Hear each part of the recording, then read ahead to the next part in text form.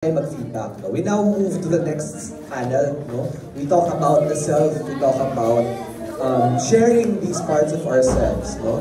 So we have with us, Miss Garcia is an applied physics student at UP Diliman's NIT, known amongst their friends as a quote-unquote goth bading. O, kalma muna, kalma muna. O, goth bading daw. Goth bading Revolving around gender and queer theory are personal matters to them. They aim to deconstruct and reconstruct the definition of gender today through their own personal experiences, as well as to invite the audience to reflect on their own gender experiences. Palakpakan natin si Riz.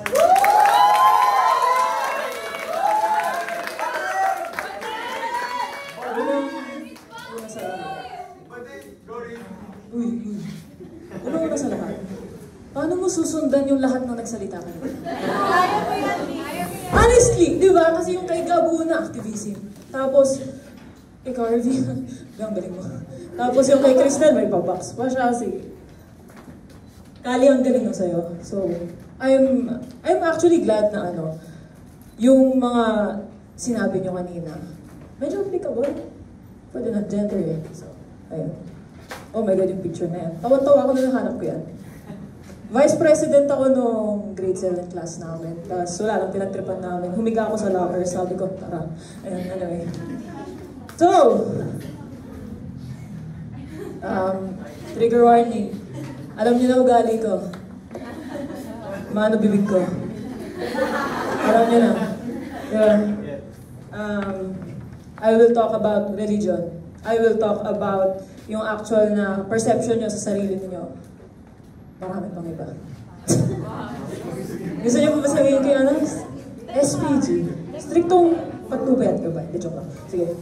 Icebreaker tayo. Kasi, ang bibigat ng mga topic ninyo. Okay, so, I guess not Pokemon tayo. May namili ako ng 2 tao dito. Ito, hindi. Pre-chosen, alam nila sino sila. Okay? Okay? Pikit. Seryoso, pumikit kayo. Pikit.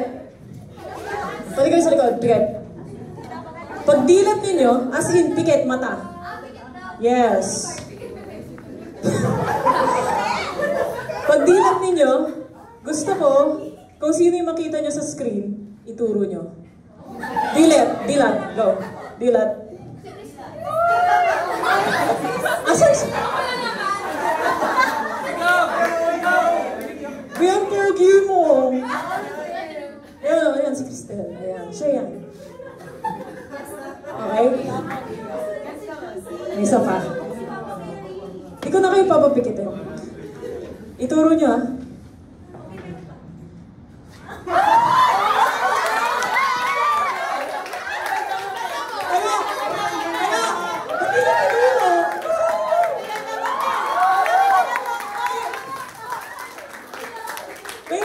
Pinili ko sila.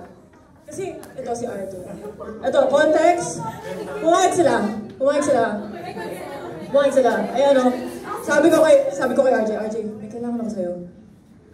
Sabi ko, alam mo ba yung face up? Sabi niya, may isasend ako. Wait, girl, maganda talaga akong babae. Ito pa. Sabi ko, ante, pwede ba ka tumabudol? Sabi niya, sige lang. Hindi ako na magiging pogi. Sabi niya, sige! Ito na ang aking bagong simula. Ganun. Ayan, wala. Pampahappy lang. So, may tanong ako. Yung pinakita ko kanina, may term na gender bending, transgender, cisgender, ganyan. Si RJ, si Cristel, pinili ko sila kasi cisgender sila. Tapos binend ko yung presentation nila. Kita nyo, ito ni RJ. Tapos, ang pogi ni Cristel dun. Pero, kahit pinakita ko yun, ikaw, RJ, ano pa rin yung presentation mo kahit ginawa mo yun? may bago ba? May nagbago ba?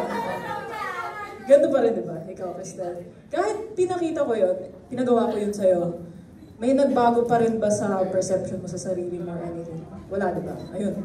Good. So yun ang cisgender. Kung ano kung orientation mo nung pinanganak ka. So, for example, pinanganak ka babae, may puke, yun. You still perform that. Ikaw pa rin yun hanggang ngayon. Whereas, pag transgender ka, pinanganak kang babae. Pero hindi ka sang-ayon na, babae ba ako? Sang-ayon ba ako na kapag, kunwari may nakikita ako ibang babae, ganun ba rin ako? Yun ang transgender. Fun fact, nung nagpasagot ako sa inyo ng poll, sabi ko, cisgender ba kayo transgender? 15 sumagot ng cisgender. May 2 sumagot ng transgender. Tapos may isang sumagot ng bi. Sino yun? Hindi yun. Sexuality yun ah. Wala lang, share ko lang. Anyway, yun. So, dinefine ko sila. There's a big difference. Kasi ito yung gusto kong pag-usapan ngayon. Okay, so, let's talk about gender and queer. Ayan. So, una, define natin ang gender. It is a social construct. No one is born with gender. Bakit? Pagkalabas sa'yo ng nanay mo, sabi, di, babae ka, parang gano'n. Di naman gano'n yun eh. Yes, you have genitals. Yes, prescribed sila. Pero, hindi naman pagkaluwal sa'yo, ay, girly ako. Ay, gusto ko ng Barbie. Parang gano'n. It's not that way. So, it's a social construct. Habang lumalaki ka, ine-embed siya sa'yo ng society. Gawa siya ng lipunan mo. Ayan. Pero, ang gender, it's highlighted by the self and yung social perception mo ng self. So, naghahalo yan. So, ang social circumstances mo, kunwari, pinalaki ka a certain way. Kung ano yung interpretasyon mo kung paano ka pinalaki, ano yung interpretasyon mo sa nakikita mo sa paligid mo, kung sang-ayon ka ba, hindi ka ba sang-ayon doon, yun ang gender. For me. Ito naman, pasok tayo sa queer theory. In relation sila, ang queer theory, dinedeconstruct mo ang concept ng gender. Kasi ang gender, nilalagyan ka ng labels. What if walang label? Ali. Ayan, so, para sa akin, it is a social construct, depende sa paano mo ini-interpret ang mundo mo. So, it is a performance. Paano ko patutunayan yan? Ako. Ang sakit niyan hanapin. Anyway, kita nyo naman. Ayan, God, mula pa ako. Ayan, high school. Ayan, college. Yes. Growing up, gender fluid. Dinefine ko ang idea ng gender, tsaka ang queer. Kasi, yun naman talaga yung paraan para mo masabi, para mo ma-identify sarili mo, paano mo i-present sarili mo. So, ikakwento ko buhay ko. Ayan, trauma dumping. Ayan, so, growing up feminine during early childhood. Okay. So, lumaki ako sa isang very, feminine household. Yes, pinalaki ako sa lahat ng ganyan. Yes, parang yung specific na Barbie movie na yan, favorite ko yan. Ito, may doll pa ako niyan. Si Ariel, may parang akong Annabelle na ganyan kalaki na doll. Sa bahay nga, wala nga syempre eh. Anyway, wala, ayan. Dito ako laki. So, karamihan ng bahay ko, kapag hinanap mo yung mga manika ko, everything, gamit ko ng bata ko, feminine, very feminine. Yan ang background ko as a kid. Tungo tayo sa nung nakikipag-socialize na ako sa mga pinsan ko. Yan. Bumabalik na kami. Ako yan. Ako rin yan. Ay, hindi na ako. Basta ako yan. Anyway. Uy, okay. Ayan. I grew up very masculine. Kasi, puro mga pinsan ko, lalaki. Konti lang kami ba? Yun, isa, dalawa, siguro.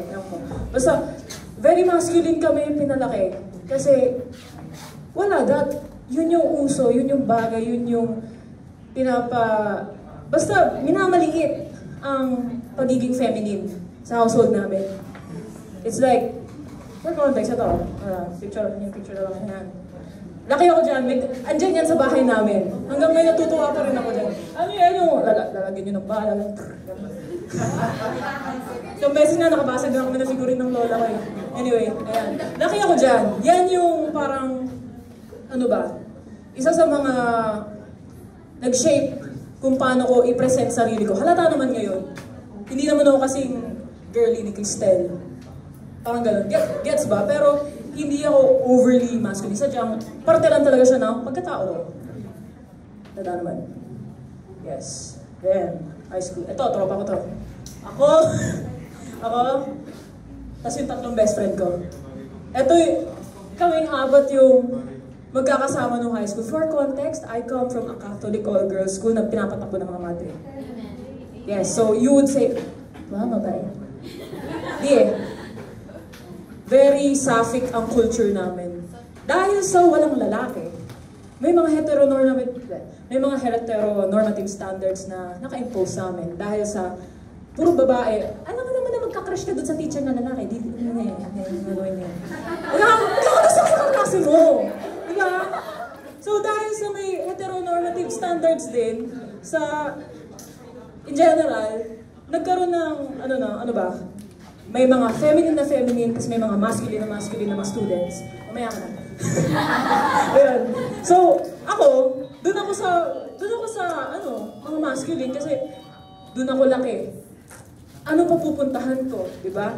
So, wala. For context, ito specifically, crush to ng bayan. Ngayon, ayaw niya aminin. Anong pogi yun? Yan. Ito, isa sa constants ko na best friend ko to. Hindi siya nagbabago hanggang ngayon. Ganyan pa rin yung tsura niya. Share ko lang. Parang siya yung definition ng very masculine na babae. Best friend ko. Yan. Gets niyo naman, ba't ganito ko? Ayan, so... Yun, ang tawag dito, that was my background nung high school. And dala-dala ko yan hanggang ngayon. Freshie ako. So, syempre, dala ko yan. Halata naman. Yes. So, sa rami ng mga kinuwento ko, ang daming misconceptions tungkol sa gender.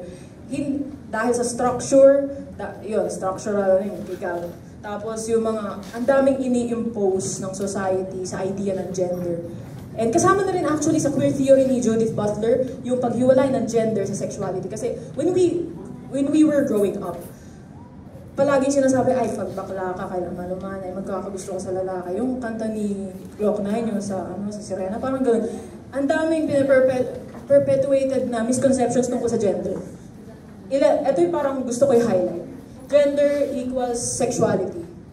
Hindi dahil sa masculine ako mag-present. Ibig sabihin nun, babae na nagugustuhan ko. Hindi dahil sa feminine ako mag-present, lalaki ang nagugustuhan ko. Your gender does not define who you like. Okay? Hindi nyo yun. Mga straight kasi. Ayan. Second point, gender exists as a binary. Pag sinabi mong binary, dalawa lang ang pwede. Huwag mong limitahan ang gender sa idea ng feminine, masculine, babae, lalaki. It's a spectrum. I-explain ko pa yan mamaya. Pero that is a very big misconception. Gender is rigid. Kakasabi ko na. Gender is a rigid and social construct. Pinaperpetuate yan ng society na pag eto ka, yan ka lang. Pag lumaki kang ganto, kunwari, lumaki kang babae, tapos biglang na-discover mo na, ay, ba't parang ang astig maging masculine? Pinaperpetuate ng society, hindi ka pa nagbago. It's just a phase, parang ganon. Hindi yan magiging, gusto niya na permanent ka lang. Yan ka na. Yan na label mo, tigil. Parang ganon. Ayan nga, sabi ko. Labels are, naunahan ko pala. Labels are absolute. Naniniwala ba kayo doon? Labels are absolute. Parang restriction of freedom? Parang ganun. Wala. Very, naiirita ako sa pagiging absolute. Magigets nyo bakit? So, gender manifests as a spectrum due to human subjectivity. Ako, ganito ako mag-present. Kaya nyo ba siya i-explain into words? Like yung whole expression ko sa sarili ko. It's abstract. Kasi I'm masculine. I also present as feminine. Kaya nyo ba lagyan ng isang specific na label yon? Ba't ka natawa, sir? Yeah. It's human subjectivity. Kasi iba-iba tayo ng interpretasyon sa sarili natin. Iba-iba natin nakikita ang lipunan natin. Iba-iba natin nakikita yung pamamaraan kung paano, uy, ang ganda niya, blah blah blah. Iba-iba tayo. Pero ang gender in popular belief puts rigid labels. Human subjectivity na. So, ayan, may tanong ako sa inyo. Does the gender that you perform in the present genuinely reflect your perspective of the world? Kasi nga, yun nga, ganun ko define ang gender. Paano mo ipresenta ang sarili mo base sa kung ano yung nakikita mo at sang-ayon ka ba doon o hindi? Kayo, tanungin ko kayo. Kasi nilagay ko yan sa poll ko eh. Genuinely confident ba kayo sa soji nyo? Masasabi nyo ba na yung ako ngayon ay yung magiging ako bukas? Ako in 10 years? Ako pag nasa kabaong na ako? Masasabi nyo bang absolute yung label na yon? Diba? So, kaya, if gender is a performance, and yung perception natin sa mundo ay subjective, edi walang specific na true gender na pwede mong malabelan. Hindi mo pwede masabi na yung pagiging lalaki ni Neo, ni EG, ay pareho. Hindi mo pwede masabi na yung pagiging babae ni Kali, yung pagiging babae ni Kami, parang ganun. Hindi mo pwede masabi na iisa lang yun. Magkakaiba tayo ng pagkakaunawa kung sino tayo at paano natin ipepresenta sarili natin. So, kung walang unified labels, hindi ba lahat tayo queer? Hindi ba lahat tayo outside yung binary na nilagay ng society? So, ako, I think I am the embodiment of being queer. Kasi, una, sa spectrum ng SOGI, I identify as gender fluid. Hindi ko nakikita ang sarili ko as isang specific na label. Hindi ko makita yung sarili ko na, paano ba, kaya ko i-define yung sarili ko with one specific thing. Pansexual ako kasi it goes with being gender fluid na hindi ko rin nakikita yung rason para labelan yung rason bakit nagkakagusto ko. Pero topic na nasusunod kayo. Hindi ako. Gender ako. Yes. May tanong ako. Bago ko flinash to, sino dito nakakaalam ng legal name ko? Pakitaas yung kamay. Sino dito nakakaalam ng legal name ko beforehand? Taas nyo, dali! Siyempre alam ni sir. Pero, ayun, nag-sink in sa akin to nung nagulat si RJ sa legal name ko na Bianca Clarice. Kasi most of you know me as Riz. Pero son yun. So, yung Bianca, trippings lang yan ang tatay ko. Like, sabi, Dad, ba't Bianca ako? Sabi niya, wala lang, bagay sa Garcia. Okay. Mas malalim for me ang Clarice. Complicated ang relationship ko sa pangalan kong Clarice. Yung Bianca, this is what I used nung high school. And natawa nga ako sa sinabi ni sinabi niya, ba't ang straight ng Bianca? Okay. Di ba ako sa dun? Okay, so I explain ko. For me, ang complicated ng relationship ko sa pangalang Clarice kasi it was very, very, very feminine. And I did not like that. Kapag sinabi mong Clarice, may specific, in our names in general, kapag may sinabi kang specific na name, may connotation na kaagad. Parang di ba, kunwari, yung mga jokes sa Twitter na kapag start with letter R, magiging love mo na. Hindi ganun yun. Pero, yes, names have connotations. And kasama na yan sa gender. That's why may live name ako. May rason bakit Riz ang pinili ko. And ito yung first time na i-voice out ko siya. Kasi ang hirap eh. Ang hirap i-voice out yung rason bakit. Yun yung pinili mong pangalan sa sarili mo. I hated the name Clarice for so long. Kasi it stood for everything that I did not like. I did not like being confined to the idea na feminine ka lang. So, I wanted to reclaim that name. Gusto ko gamitin yung pangalan na yun while acknowledging the fact that I did not like it. Kasi kapag binasa mo yung pangalan na yun, walang gender. Napapasok muna. Maybe masculine, maybe feminine. Hindi ka sigurado. That's why I chose it. Yun yung rason. Sorry sa picture. Hindi na napansin, no? Pero yes, I chose this specific lived name. Kasi I don't like rigid labels. And I think, kapag narinig mo yung pangalan na yan, tsaka mo palang ma-formulate yung conception mo tungkol sa sarili ko, about me, once makilala mo ko, rather than may conception ka na, kunwari, pag sinabi mo okay, babae. Eh, di naman ako ganun.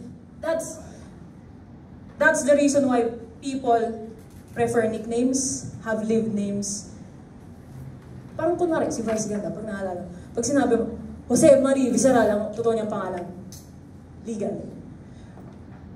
Pero hindi yun yung ginagamit niya. And, agree naman kayo na mas bagay sa kanya yung action na ginagamit niya. Publicly, right? So, para sa akin, that's the reason why may live name ako. Kasi, ito yung gusto ko maging perception niya sa akin. Ito yung gender ko. So, basahin nyo? Basahin nyo? 1, 2, 3, pakitasa. What if lahat tayo mati? Yun, tanungin nyo sarili nyo. Thank you.